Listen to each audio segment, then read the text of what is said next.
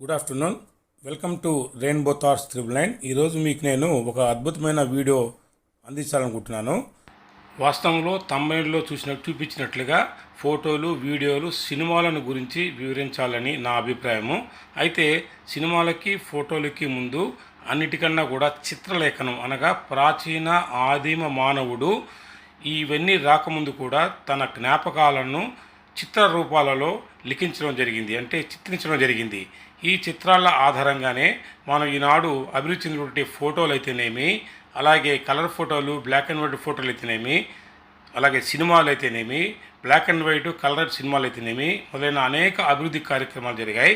అందువల్ల నేను మొట్టమొదటిగా ఈ యొక్క చిత్రలేఖనాన్ని గురించి వివరించాలనుకున్నాను. ప్రాచీన కాలంలో కొన్ని లక్షల సంవత్సరాల క్రితమే గుహల్లో జీవించిన మానవుడు, అలాగే ఆధునిక మానవుడు తన యొక్క 64 కళలో ముఖ్యమైన కళ అయినటువంటి ఈ చిత్రలేఖనాన్ని గురించి మనకు అందిస్తూ వస్తున్నాడు. సో అందుకనే నేను ఈ చిత్రలేఖనం గురించి వివరించాలనే ఉద్దేశంతో ఈ వీడియో చేశాను. ఈ చిత్రలేఖనం ముఖ్యంగా 8 దశల్లో ఉంటుంది. అవి ఇప్పుడు మనం చూస్తున్నట్లుగా ఉన్నాయి. నేను ప్రతి దశని మీకు క్షుణ్ణంగా వివరిస్తాను. వీడియోని చివరిదాకా చూడండి, లైక్ చేయండి, సబ్స్క్రైబ్ చేయండి. అలాగే మీ పిల్లలకి చరిత్ర గురించి తెలియాలంటే షేర్ చేయండి. Thank you. మొట్టమొదటి దశని మనం ఏమంటామంటే ప్రాచీన కళాశైలి, ప్రీ హిస్టారిక్ ఆర్ట్ అంటారు. ఈ హిస్టారిక్ ఆర్ట్ అన్నీ కూడా మొట్టమొదటి మానవుడు జీవించినటువంటి గుహల్లో ఆనాటి కాల పరిస్థితులను బట్టి వాళ్ళు ఆకుపసులు లేక రకరకాల రసాయనాలు వాడి గుహల్లో వాళ్ళు ఊహించిన చిత్రాలను వాళ్ళు గీయడం జరిగింది. ఇవి ప్రపంచంలోని అన్ని దేశాల్లో ఈ విధంగా గుహల్లో చిత్రాలు అనేవి గీస్తూ ఉండడం జరిగింది. వాటిలో మొట్టమొదటిగా మన భారతదేశంలో చాలా ప్రాచీన గుహలు ఉన్నాయి. ముఖ్యంగా ఫ్రాన్స్లోని లాస్కో గుహ, అలాగే స్పెయిన్లోని ఆల్టామిరా గుహ ప్రధాన చిత్రాలుగా మనం గుర్తిస్తాము. వాటిలో ముఖ్యంగా జంతువులు, అలాగే మానవులు ఎలా జీవించారు, వాళ్ళు ఎలా వేటాడారు అలాంటి చిత్రాలను గీయడం జరిగింది. సో వాటి గురించి తెలుసుకుందాం. దీని తర్వాత మన భారతదేశంలో అజంతా, ఎల్లోరా గుహలు ఉన్నాయి. వాటి గురించి కూడా మీకు వివరిస్తాను. కొద్దిసేపు ఈ వీడియోని చూడండి, తర్వాత వివరిస్తాను. వందల వేల సంవత్సరాల క్రితం గీసినటువంటి గుహల్లో చిత్రాలు ఇప్పటికి కూడా స్పష్టంగా మనకు నాటి జీవన శైలిని, భౌగోళిక సాంస్కృతిక విషయాలను, తాత్విక విషయాలను అద్భుతంగా నాటి మానవుడు చూపించడం మాత్రం ఎంతో అద్భుతం. చూస్తున్నారు కదా, ఒక్కొక్క శిల్పం నాడు వాళ్ళు ఏ విధంగా గీశారో, అలాగే ఇవన్నీ కూడా ఎంత అద్భుతంగా ఉన్నాయో మనం చక్కగా గమనించవచ్చు. తర్వాత భాగానికి మనం వెళ్దాం. అదే రెండవ దశ. రెండవ దశను ఏన్షియంట్ దశ అంటే మిస్సోరీ, మెసొపటోమియా, ఇండస్ దశ అని అంటారు. దీంట్లో ముఖ్యంగా ఈజిప్టు చిత్రకారులు గీసినటువంటి అతి కీలకమైనటువంటి ముఖ్యమైనటువంటి బొమ్మలు, అలాగే మిస్టిక్ ధార్మిక చిత్రాలు, భారతదేశంలో హరప్పా, అజంతా, ఎల్లోరా గుహలు, వాటిల్లో ఉన్నటువంటి అత్యంత అద్భుతమైనటువంటి చిత్రాలను మనం చూస్తున్నాము. ప్రస్తుతం మనం చూస్తున్న చిత్రాలన్నీ కూడా హరప్పా నాగరికత కాలంలో ఉన్నటువంటి చిత్రాలు, అలాగే అజంతా గుహల్లో ఉన్నటువంటి అద్భుతమైనటువంటి భారతీయులు గీసిన చిత్రాలు, ఎంతో అద్భుతమైనటువంటి సుందరమైనటువంటి చిత్రాలను మనం చూస్తున్నాము. తర్వాత అంశం గురించి మనం తెలుసుకోబోతున్నాం. అదే మూడవ దశ. మూడవ దశ గ్రీక్ మరియు రోమన్ శైలి. ప్రాచీన గ్రీకు అలాగే రోమన్ శైలులు ముఖ్యంగా మానవ శరీర నిర్మాణాన్ని, నాణ్యతను చూపడంలోనూ, భౌతిక సామరస్యాన్ని చూపించడంలోనూ అద్భుతమైనటువంటి చిత్రాలను నాడు ఈ గ్రీకులు మరియు రోమన్ చిత్రకారులు ఎంతో అద్భుతమైనటువంటి చిత్రాలను గీశారు. ఇవన్నీ కూడా నేడు ఫోటోలో కలర్ ఫోటోలను మించిన విధంగా అద్భుతంగా ఉన్నాయి. నేను ఇందాక చెప్పినట్టు మన హరప్పా నాగరికత, అజంతా, ఎల్లోరా నాగరికత ఈ చిత్రాలన్నీ కూడా కలర్ ఫోటోలు మించినటువంటి అద్భుతమైన చిత్రాలు ఉండేవి. తర్వాత దశ గురించి కూడా మనం విందాం. నాలుగవ దశ మధ్యయుగ కళ, మిడివల్ ఆర్ట్. ఈ దశలో ముఖ్యంగా క్రైస్తవ ధర్మ చిత్రాలు, అలాగే బైజాంటైన్, గోతిక్ చిత్రాలు, లోహ దేవతల రూపాలను ఎక్కువగా గీసేవారు. అద్భుతమైనటువంటి సుందరమైనటువంటి ఈ చిత్రాలు ఆనాడు ఎంతో అద్భుతంగా గీయడం జరిగింది. ఇవి మనం చూస్తున్నవి గోతిక్ చిత్రాలు అంటారు. ఇందాక ముందు చూసినవి క్రైస్తవ ధర్మానికి సంబంధించిన చిత్రాలు. చాలా అద్భుతమైనటువంటి శైలి. ఇందాక చెప్పినట్లు కలర్ ఫోటోల నుంచి మించినటువంటి చిత్రకళ ఆనాడు వారు గీసినట్లుగా ఈ యొక్క అద్భుతమైనటువంటి సుందరమైన చిత్రాలు మనం చూస్తున్నాం. నిజంగా ఇవి మనం చూడడం నా దృష్టిలో చాలా అదృష్టం. మీరు కూడా వీటిని చూసి ఆనందిస్తారని కోరుకుంటున్నాను. ఇప్పుడు తర్వాత దశకి వెళ్దాం. తర్వాతది 5వ దశ. దీనిని పునర్జన్మ కళాశైలి, రెనైజెన్స్ ఆర్ట్ అంటారు. ఇది 14 నుండి 17 శతాబ్దాల మధ్యకాలంలో విస్తృతంగా ఉండేది. ఇందులో ఇప్పుడు మనం చూస్తున్న చిత్రమే మొనాలిసా. ఇటలీలోని అద్భుతమైనటువంటి చిత్రం. ఎప్పటికీ కూడా దీన్ని మించిన చిత్రం ఏది లేదంటారు.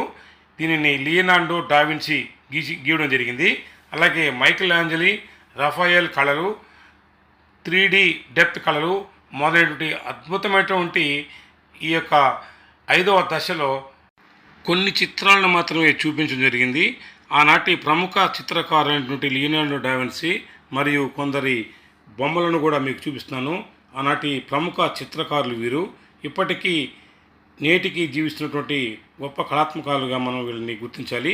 వాళ్ళ చిత్రాలు కూడా ఇప్పుడు మనం చూస్తున్నట్టుగా సజీవంగా ఉండే చిత్రాలు ఇవి. చూడండి తర్వాతి భాగాన్ని గురించి, అక్కడ ఉన్నటువంటి అద్భుతమైన చిత్రాల గురించి, ఆ దశ గురించి మనం ఇప్పుడు తెలుసుకోబోతున్నాము. తర్వాతది 6వ దశ. ఇది చాలా భిన్నంగా ఉంటుంది, చిత్రంగా ఉంటుంది. ఇది బరాకో రోకోకో శైలి. ఇది 17వ శతాబ్దం నుండి ప్రారంభమైంది. ఈ శైలి ఒక విచిత్రమైనటువంటి భిన్నమైన శైలిగా మనం చెప్పుకోవాలి. ఈ బొమ్మలు కూడా చాలా అద్భుతంగా ఉంటాయి.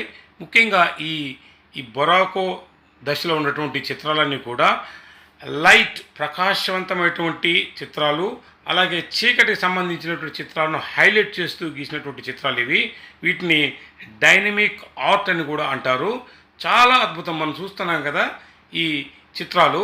ఇలాంటి చిత్రాలు నిజంగా చాలా గొప్ప చిత్రాలుగా మనం అనుకోవాలి. తర్వాత రోకో రోకో అనేటటువంటి అద్భుతమైన శైలి ఇది కూడా దీంట్లోనే ఉంది. అంటే 17వ శతాబ్దంలోనే ఉంది.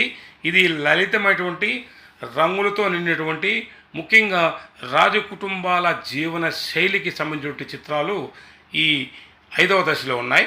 తర్వాత దశ గురించి మనం తెలుసుకుందాం. తర్వాత ముఖ్యమైన దశ అదే 7వ దశ. దీన్ని నవీన శైలి లేక మోడర్న్ ఆర్ట్స్ అంటారు. ఇది 19వ శతాబ్దంలో ఈ దశ ప్రారంభమవుతుంది. ఈ దశలో విభిన్నమైనటువంటి, విచిత్రమైనటువంటి, అద్భుతమైనటువంటి రకరకాలైనటువంటి చిత్రాలను ఈ 19, 20 శతాబ్దాల్లో గొప్పగా గీయడం జరిగింది. ఇందులో కూడా చాలా భాగాలు ఉన్నాయి. దీంట్లో విభిన్న శైలులు, ఇంప్రెజనిజం, ఎక్స్ప్రెషనిజం, క్యూబిజం, సూర్యలిజం అనేటువంటి అనేక దశలు దీంట్లో ఉన్నాయి.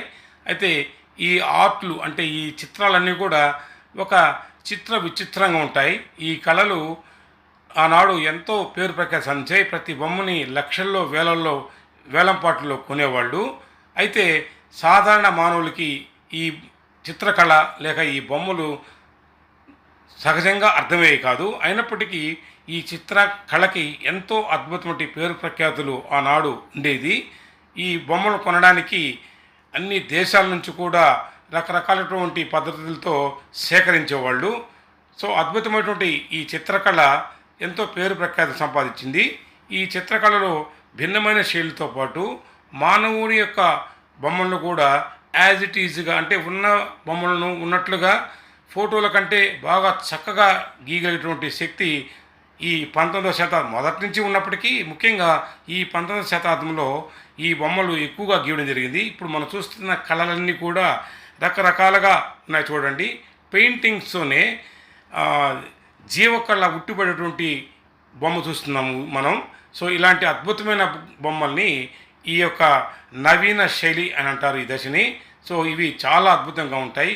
ఆ పక్షి కూడా చూడండి, నిజంగా అక్కడ వాల్నట్గానే ఉంది. సో అలాగే డిజిటల్ సిస్టమ్ అని ఇంకొక నూతన విధానం దీంట్లోనే భాగంగా ఉండేది. అంటే ఈ పెయింటింగ్ చూడడానికి అధునాతమైనటువంటి డిజిటల్ బొమ్మలాగా ఉంటాయి. అలాగే ఇప్పుడు మనం చూసిన చిన్న పాప అయితేనేమి, హీరోయిన్ల బొమ్మలు అయితేనేమి అద్భుతంగా నాడు గీయడం జరిగింది. ఎంతో సుందరమైనటువంటి ఈ దశని మనం నవీన శైలి అని అంటాము. దీని తర్వాత ముఖ్యమైనటువంటి దశ వస్తుంది. దానికి ముందు నేను మన భారతదేశంలో ఉన్నటువంటి కొన్ని ప్రాచీన చిత్రకళను మీకు పరిచయం చేయాలనుకుంటున్నాను. ఖచ్చితంగా దాన్ని చూడండి. దాని తర్వాత ఒక ముఖ్యమైన భారతీయుడి యొక్క చిత్రాలను కూడా మీకు వివరిస్తాను. తప్పనిసరిగా ఈ వీడియోని కూడా చివరి దాకా చూడండి. మధ్యలో కొన్ని మన భారతీయ దేవీ దేవతల యొక్క చిత్రాలను, వాటి యొక్క స్వరూపాలను నేను మీకు క్లుప్తంగా ఒక 4 బొమ్మలు మాత్రమే చూపిస్తాను. గణపతి, అలాగే లక్ష్మీదేవి, అలాగే సర్పం మీద నాటినటువంటి శ్రీకృష్ణుడి యొక్క బొమ్మలను కూడా మీకు నేను చూపిస్తున్నాను. దీని తర్వాత మనం ఆధునికోత్తర దశ అంటే చివరి దశకు వస్తాము. చివరి ముఖ్యమైన 8వ దశ ఆధునికోత్తర దశ అంటే కాంటెంపరీ దశ అంటారు. ఇది 21, 20 శతాబ్దంలో ఉంది. చూస్తున్నారు కదా, ఈ బొమ్మలు చాలా అద్భుతంగా న్యాచురల్గా ఉంటాయి. వీటిని మిక్స్డ్ మీడియా, అలాగే digital art, installation art, conceptual art, అలాగే స్ట్రీట్ ఆర్ట్స్ అని అంటారు. ఈ బొమ్మలన్నీ కూడా కళ్ళు చెదిరే చిత్రాలు ఇవి. ఒకసారి చూస్తున్నాం కదా, చాలా న్యాచురల్గా ఈ బొమ్మలన్నీ ఉంటాయి. వీటిని చూస్తున్న కొద్దీ తరచి చూడాలన్నటువంటి బొమ్మల్ని నేడు ఆధునికంగా గీయడం, మనకు అందించడం చాలా సంతోషం. న్యాచురల్గా ఉంటాయి ఈ బొమ్మలు.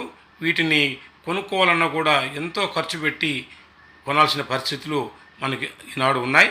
సో ఈ అద్భుతమైనటువంటి చిత్రకళ పూర్తయిన తర్వాత నేను నాకు ఇష్టమైనటువంటి ఒక చిత్రకారుడు, మన భారతీయ చిత్రకారుడు, ఆయన గీసిన బొమ్మలను మీకు చివరగా పరిచయం చేసి తర్వాత ఈ అంశాన్ని ముగిస్తాను. సో ఆయనే ఇప్పుడు మనం చూస్తున్నటువంటి రవివర్మ. ఈయన మైసూర్ రాజ్యానికి చెందినటువంటి చిత్రకారుడు.